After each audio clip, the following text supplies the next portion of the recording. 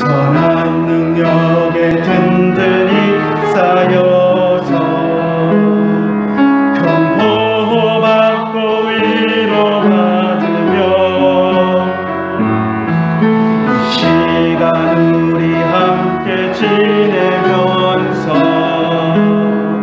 새로운 내일 맞으려 하네. 주 선한 능력 보호받으면서 무슨 일 닥쳐도 담대하네.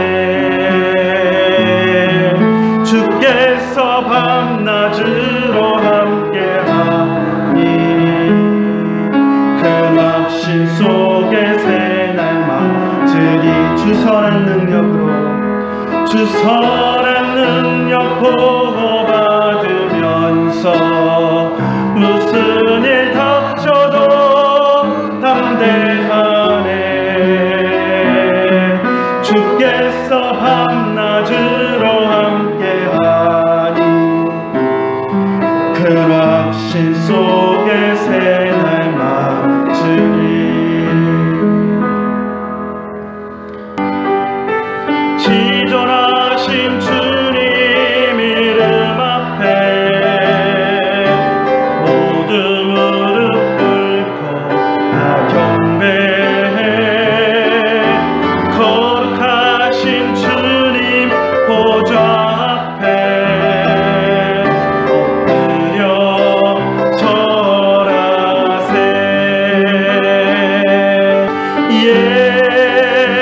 예수는 그리스도, 예수는 주, 하나님의 영으로 경배 드리리. 예수는 그리스도, 예수는 주, 예수는 그리스도, 예수는 주, 하나님의 영으로 경배 드리리. 하나님의 영으로 경배 드리리. 하나님의 영으로 경배 드리리. 내가 주의 영을 떠나 어디로 가며 주의 앞에서 어디로 피하리이까?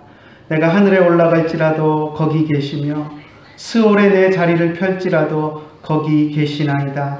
내가 새벽 날개를 치며 바다 끝에 가서 거주할지라도 거기서도 주의 손이 나를 인도하시며 주의 오른손이 나를 붙드시리이다. 아멘. 항상 우리를 보호하시고 우리의 곁에서 우리를 지키시는 주님, 주님의 은혜를 감사드립니다. 오늘도 우리가 주님 앞에 엎드려 주님을 경배하고 예배하며 주님 앞에 나아가기를 원하오니 하나님 이 시간 우리 가운데 좌정하시고 우리의 예배를 받아주시고 우리의 예배 가운데서 우리가 주님을 만나고 그 만남으로 인하여서 기뻐하는 귀한 예배의 시간이 될 수 있도록 인도하여 주시옵소서. 이 시간 주님께서 우리와 함께하여 주실 줄 믿사옵고 우리 주 예수님의 이름으로 기도드리옵나이다. 아멘.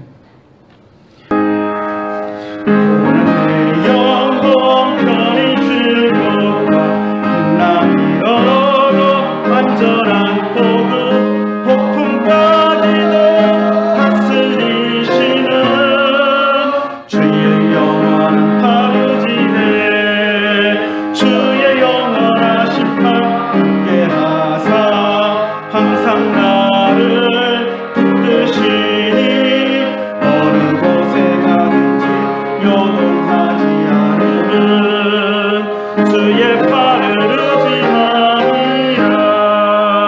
세상 친구들 나를 버려도 예수를 함께 동행함으로 주의 은혜가 충만하리니 주의 영원한 파르지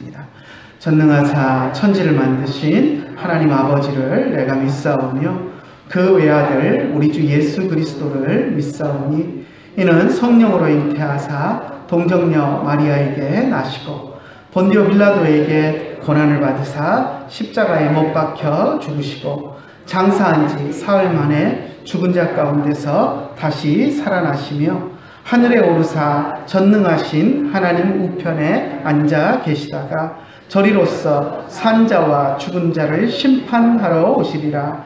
성령을 믿사오며 거룩한 공회와 성도가 서로 교통하는 것과 죄를 사하여 주시는 것과 몸이 다시 사는 것과 영원히 사는 것을 사도행전 18장 1절부터 4절 말씀까지 보겠습니다. 그 후에 바울이 아덴을 떠나 고린도에 이르러 아굴라라 하는 본도에서 난 유대인 한 사람을 만나니 글라우디오가 모든 유대인을 명하여 로마에서 떠나라 한 고로 그가 그 안에 브리스길라와 함께 이탈리아로부터 새로 온지라. 바울이 그들에게 가매 생업이 같으므로 함께 살며 일을 하니 그 생업은 천막을 만드는 것이더라. 안식일마다 바울이 회당에서 강론하고 유대인과 헬라인을 권면하니라. 아멘.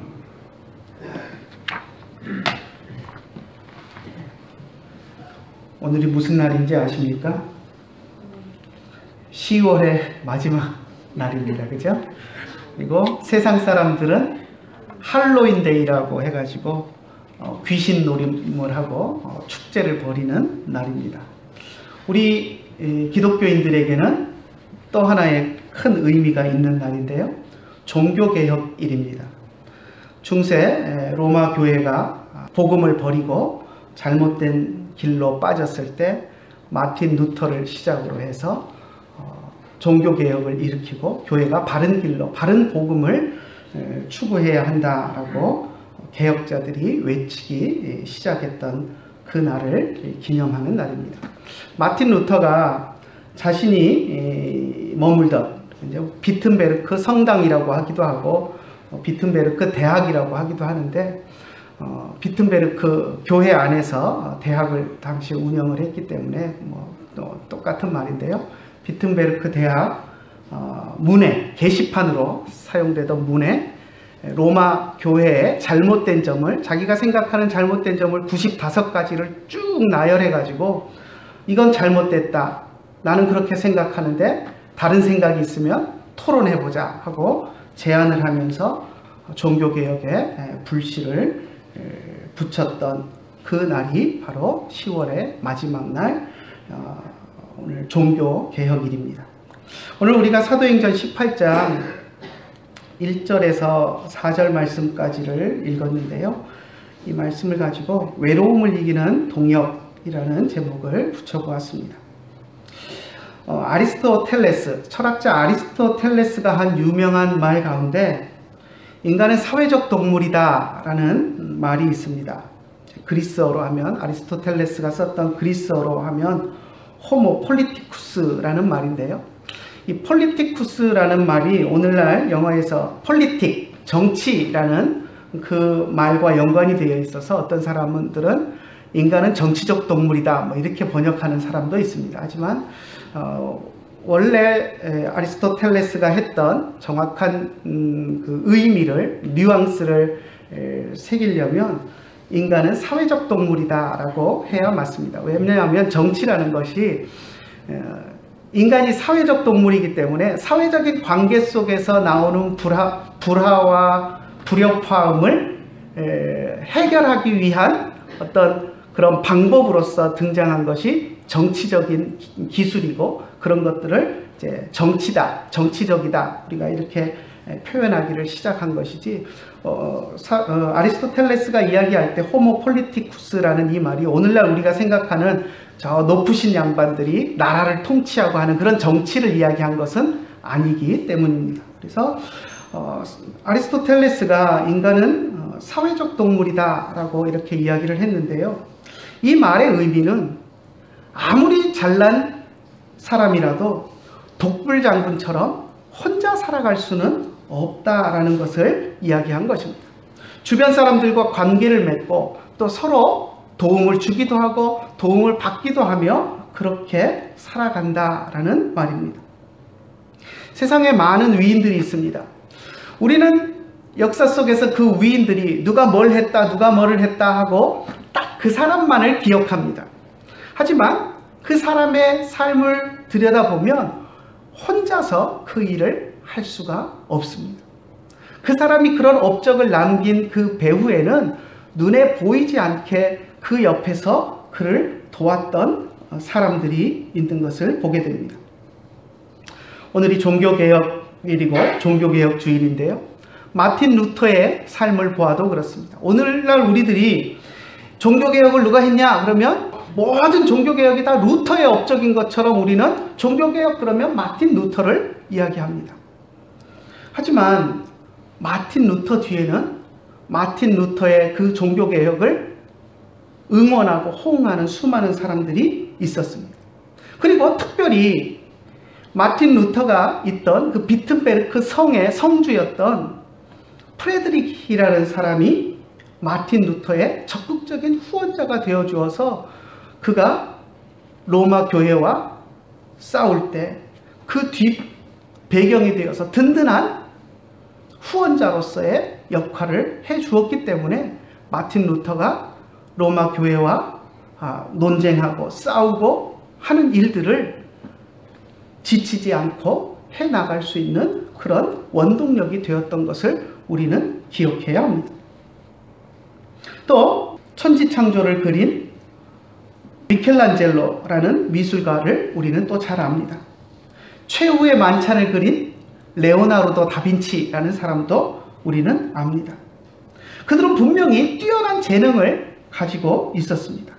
하지만 그들이 그 뛰어난 재능을 발휘할 수 있도록 해준 것은 그들 뒤에서 그들을 후원한 유럽의 피렌체 메디치 가문이라는 그 가문이 없었다면 그들은 그런 훌륭한 업적을 우리들에게 남기지 못했을 것입니다. 메디치 가문의 경제적인 후원이 없었다면 미켈란젤로나 레오나르도 다빈치는 자신들의 작품 활동에 전념할 수 없었을 것이고 오늘날 우리들은 그들의 아름다운 그런 작품을 감상할 수 없었을 것입니다. 하지만 그 메디치 가문의 코시모 드 메디치라는 사람을 위시로 해서 그 유산을 물려받은 손자 로렌조 드 메디치까지 중세의 뛰어난 예술가들을 발굴해서 그들을 경제적으로 후원하는 일들을 아끼지 않았습니다. 그 덕분에 그들은 자신들의 재능을 마음껏 발휘할 수 있었고 오늘날 우리들이 그들이 남긴 작품들을 감상할 수 있게 된 것입니다.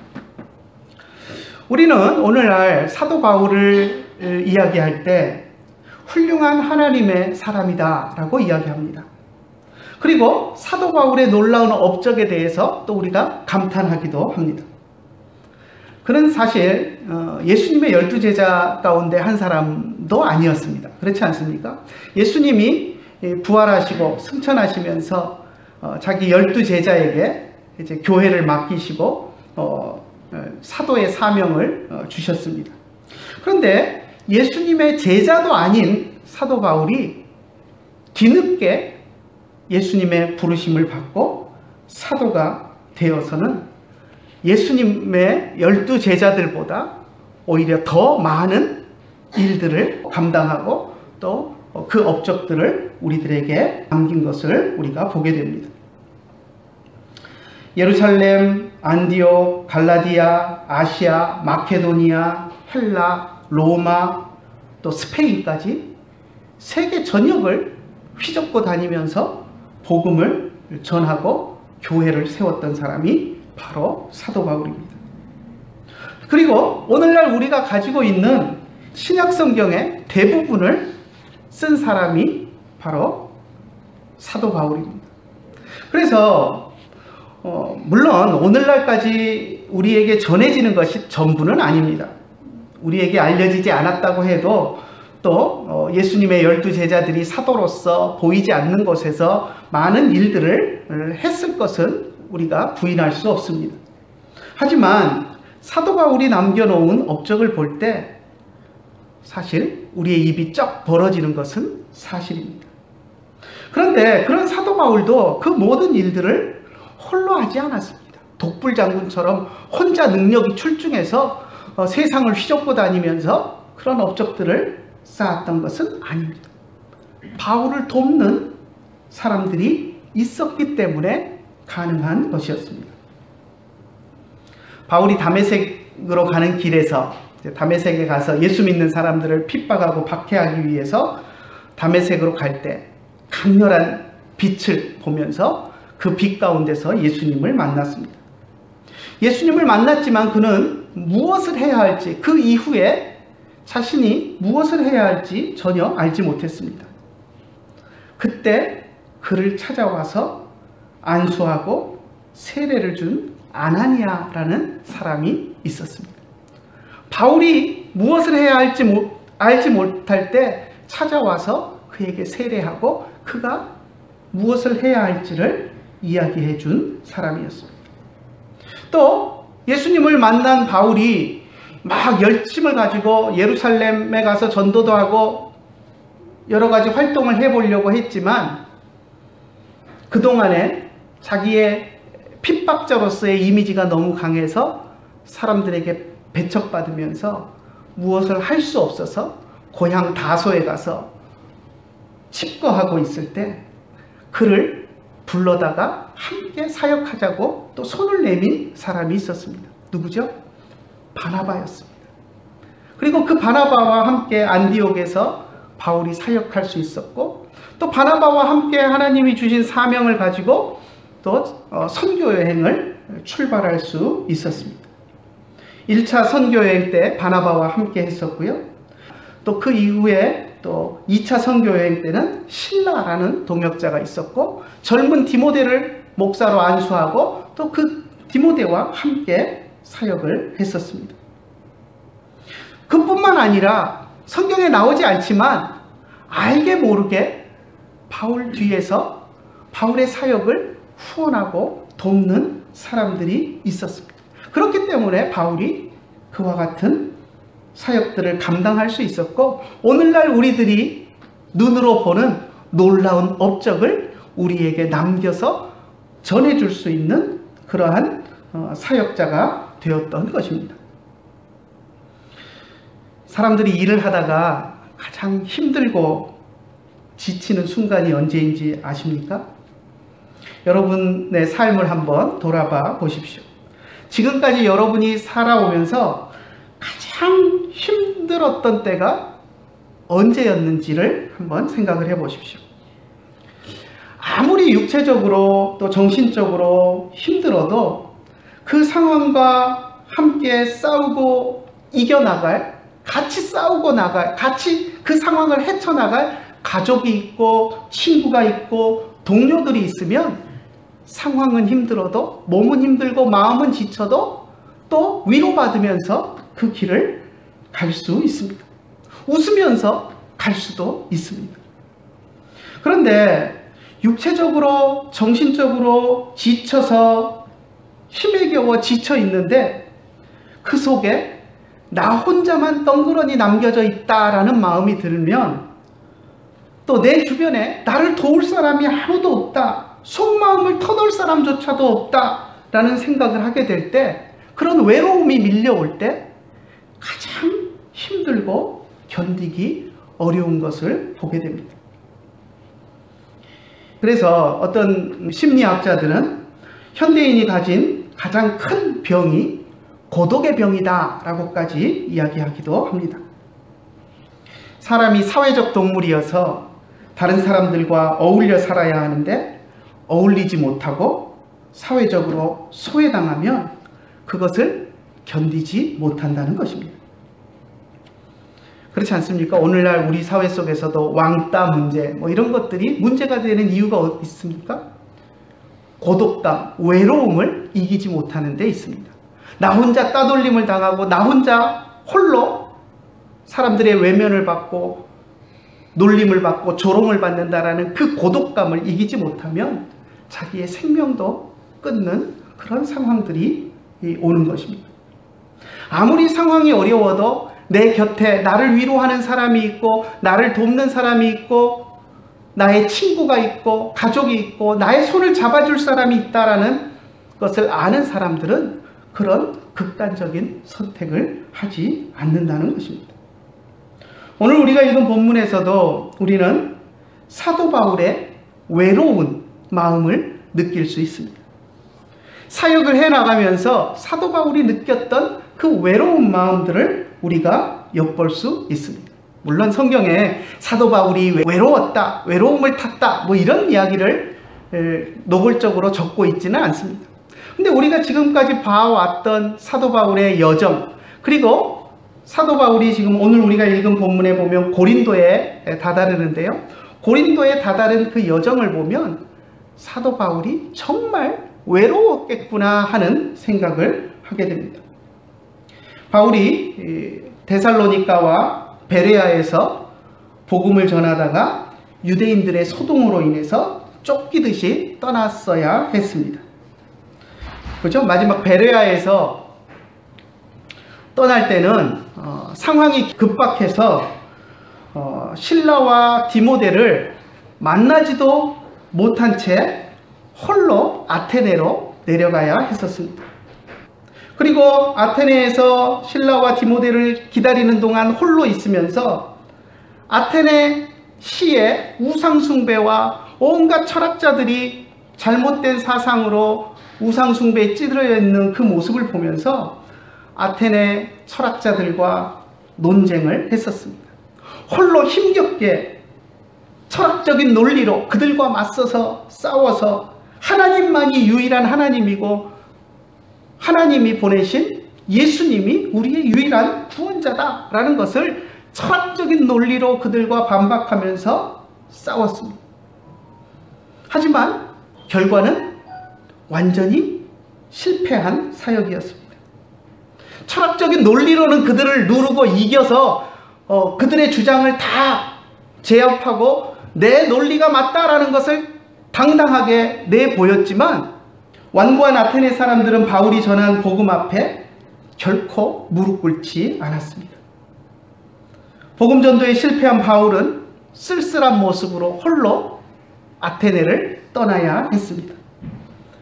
아테네를 떠나면서 바울은 이제 다시는 자신의 철학적인 지식을 드러내거나 지혜의 말로 논리로 사람을 설목시키려고 하지 않겠다라고 다짐했습니다.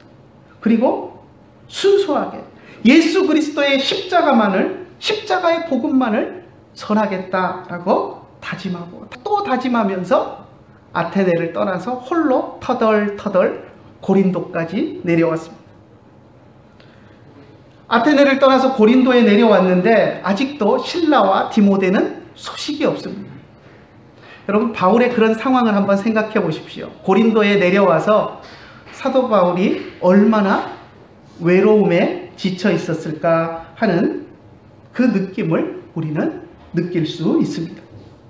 고린도에 도착한 바울은 참 외롭고 쓸쓸했습니다. 아테네에서의 사역의 실패로 마음이 무거웠는데 자신을 곁에서 위로해줄 동역자들마저도 곁에 없었습니다.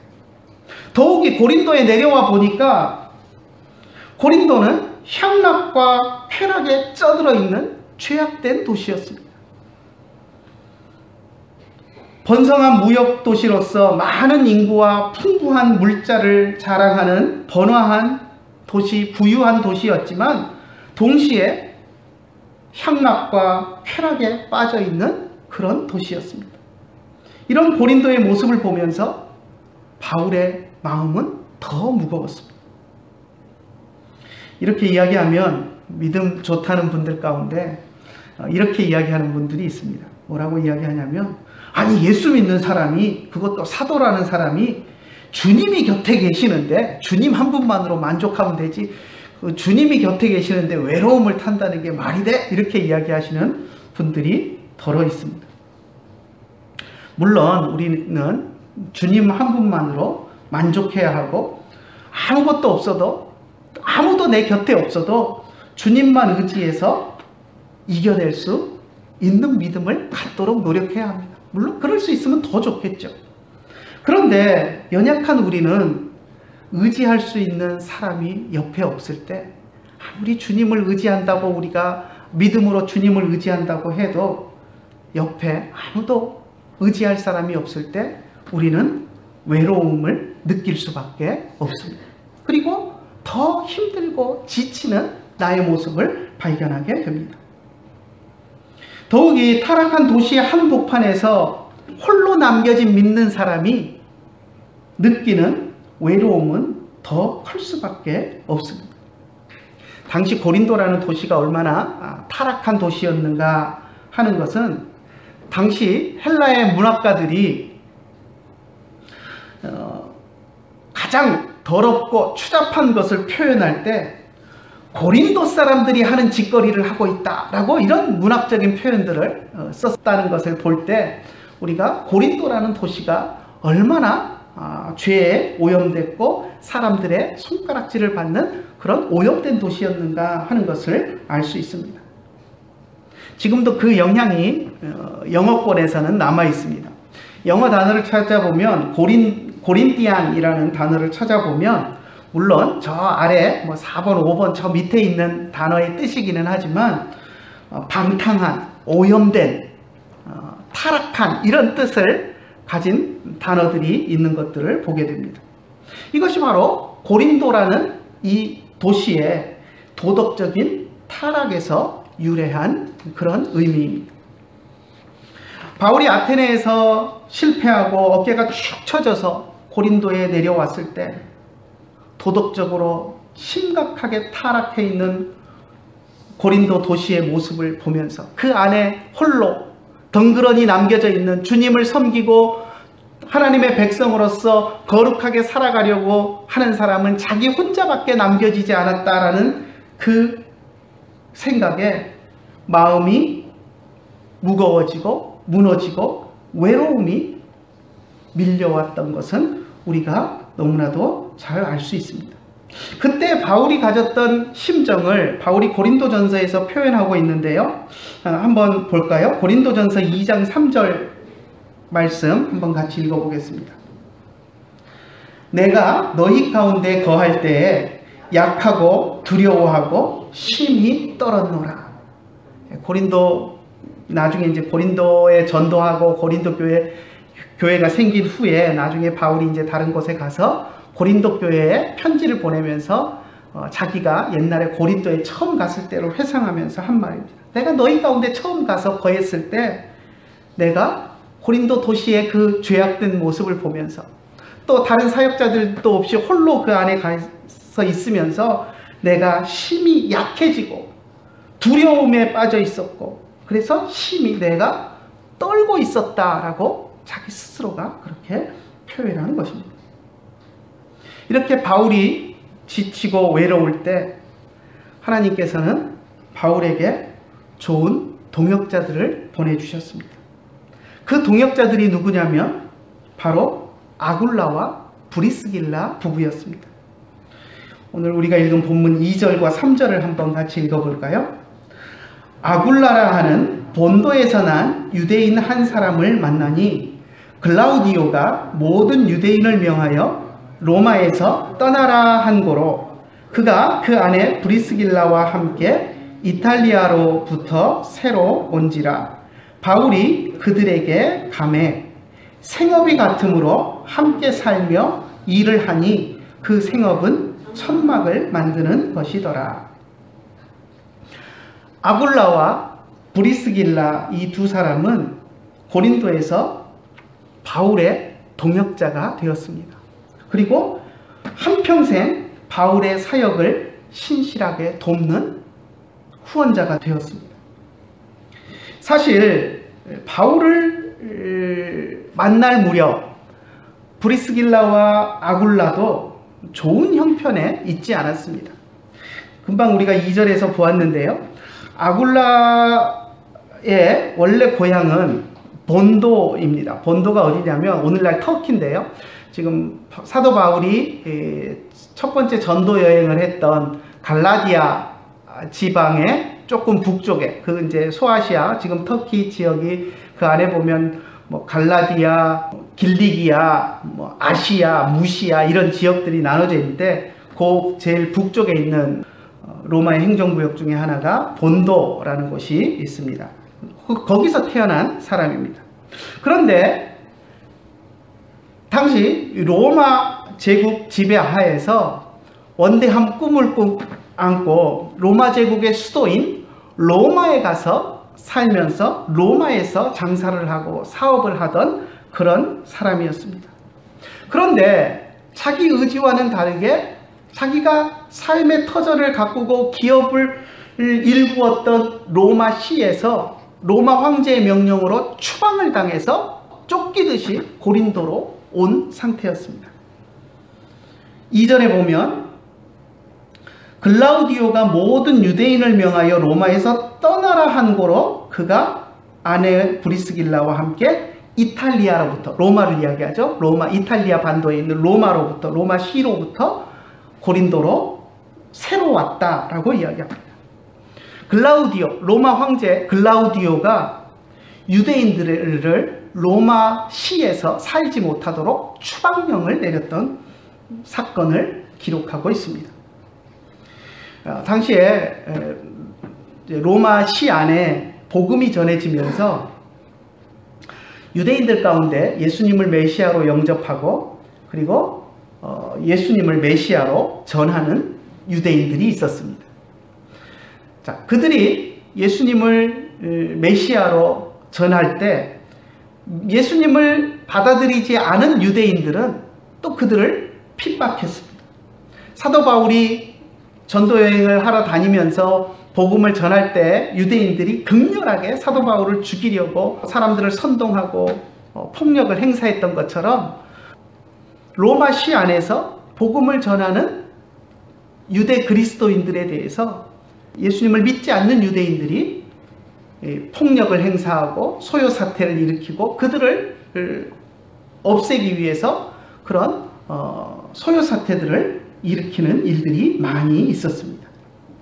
로마인들이 볼 때 늘 시끄러운 소란의 중심에 유대인들이 있으니까 로마 황제 글라우디오가 AD 49년에 유대인들은 더 이상 로마 시내에서 살 수 없다라고 해서 법을 공포하고 유대인 추방령을 내렸습니다. 그렇게 추방령이 내려져서 더 이상 로마 시에서 살 수가 없어서 모든 삶의 터전을 다 버리고 그들이 로마를 떠나서 온 곳이 고린도였습니다. 아굴라 브리스길라 부부는 바울을 만나기 전부터 예수님을 믿는 믿음을 가지고 있었습니다. 로마 시에서 추방당해서 자신들도 어려운 시기를 보내고 있었지만 그들은 바울을 만났을 때 바울을 외면하지 않고 하나님의 사도로서 이방인들에게 복음을 전하는 사도로서의 사명을 받은 바울을 인정하고 그의 사역을 전폭적으로 지원하는 든든한 지원군이 되어 주었던 것입니다. 그래서 고린도에서 바울은 외로움을 이길 수 있었고 그리고 나서 이제 얼마 되지 않아서 실라와 디모데가 고린도로 내려와서 다시 합류해서 새 힘을 얻어서 사역을 해나갈 수 있었습니다. 오늘 종교개혁 주일입니다. 앞에서 이야기했었지만 1517년 10월 31일 마틴 루터가 독일의 비튼베르크에서 로마 교회의 잘못된 것에 대해서 95가지 항목을 적어서 지적하면서 종교개혁을 시작한 날입니다. 마틴 루터의 종교개혁, 오늘날 우리는 마틴 루터의 이름만을 기억하지만 마틴 루터의 종교개혁도 마틴 루터 혼자서 이루어낸 것이 아닙니다. 아마 마틴 루터가 하나님 앞에 가서 종교개혁에 대해서 상을 받는다고 하면 마틴 루터 혼자 받는 것이 아니라 마틴 루터가 종교개혁을 해나갈 수 있도록 옆에서 보이지 않게 물심양면으로 돕고 협력하고 위로하고 손을 붙잡아 줬던 모든 사람들이 함께 하나님으로부터 상을 받을 줄로 믿습니다. 마틴 루터의 종교개혁도 혼자서 한 것이 아닌 것처럼 오늘날 이 땅에서의 모든 사역도 마찬가지입니다. 우리 모두는 이 땅에서 예수 그리스도를 구주로 모시고 또 예수님이 우리에게 주시는 각자의 은사를 가지고 사명을 감당하면서 살아갑니다. 하지만 독불장군으로 하는 것이 아니고 서로의 사역을 도우면서 해 나가는 것입니다. 저도 여러분이 부르셔서 제기동교회에서 사역하기 위해서 한국에 왔지만 제기동교회에서만 일을 하는 것이 아니라 또 여러 곳에서 저의 도움을 필요로 하는 여러 곳에 손을 내밀고 또 함께 사역하고 있습니다. 캄보디아 이주민 신학교를 하시는 윤대진 선교사님을 만났을 때, 또 컴퓨터 선교의 이영재 목사님을 만났을 때, 또 성서고고학회 원영국 박사님을 만났을 때 그분들이 외롭게 사역하시는 모습을 보면서 내가 가진 능력이, 내가 가진 은사가, 하나님으로부터 내가 받은 은사가 조금이라도 그분들에게 보탬이 되어 드릴 수 있다면 도움이 되어야 되겠다라는 생각으로 아굴라와 브리스길라와 같은 그런 심정으로 함께 손을 잡고 일을 해오고 있습니다. 하지만 또 저 역시도 지치고 외로울 때가 있습니다.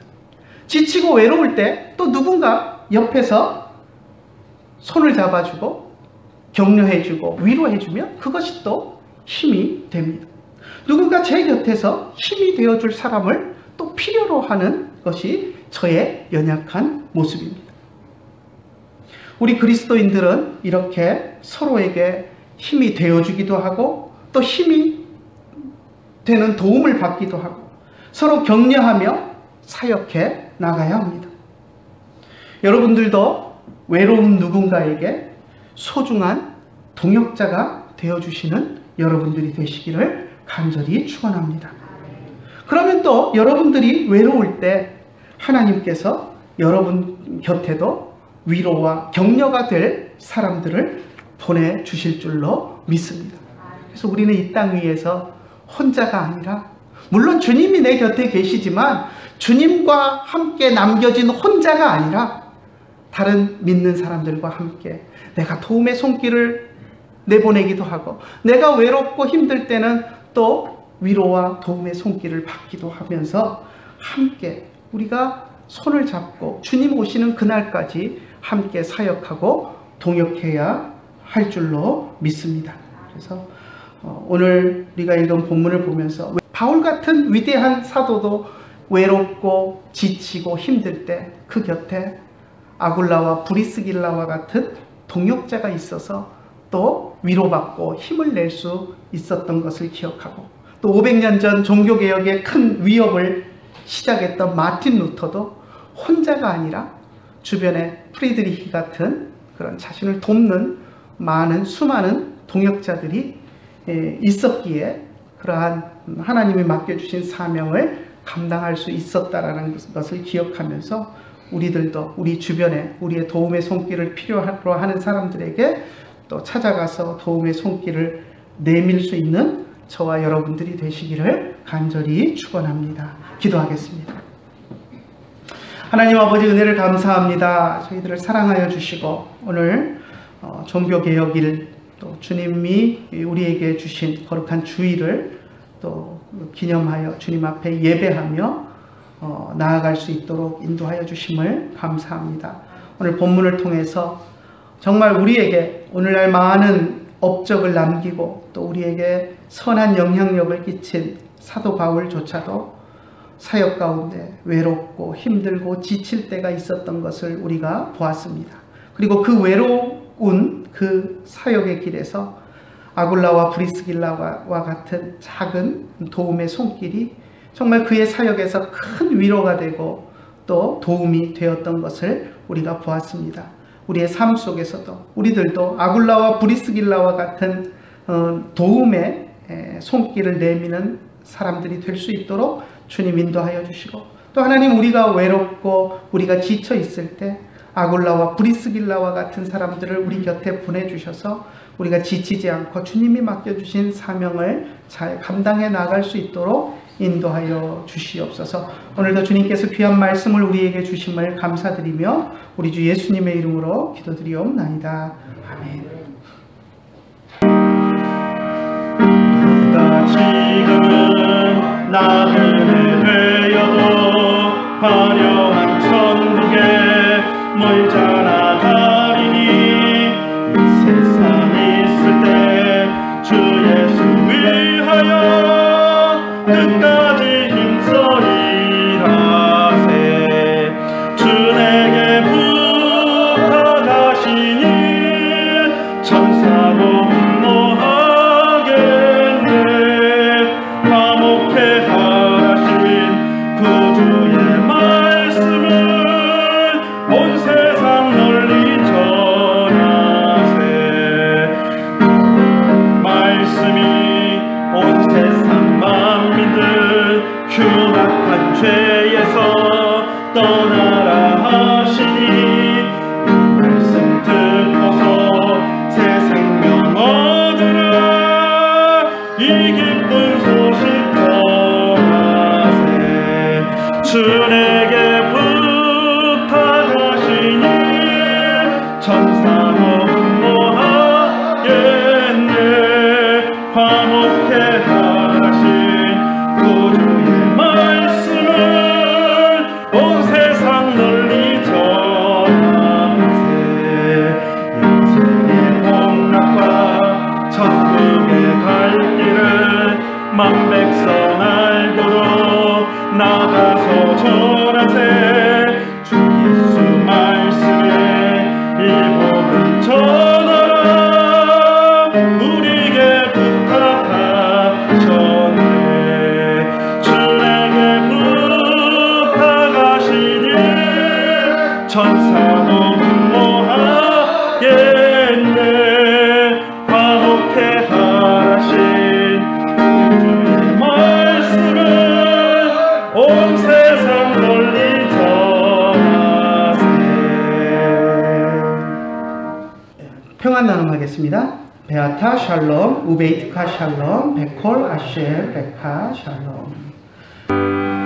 내 주를 가까이 하게 함은 십자가 짐 같은 고생이나, 내 일생 소원은 늘 찬송하면서 주께 더 나아가기 원합니다. 내 고생하는 것 옛 야곱이 돌베개 메고자 갔습니다. 꿈에도 소원이 늘 찬송하면서 주께 더 나아가기 원합니다. 천성에 가는 길 험하여도 생명을 배나니 은혜로라. 천사 날 부르니 늘 찬송하면서 주께 더 나아가기 원합니다. 야곱이 잠들어 일어난 후 돌강을 쌓은 것 도움받아서 숨질 때 되도록 늘 찬송하면서 주께 더 나아가기 원합니다. 아멘. 기도하겠습니다.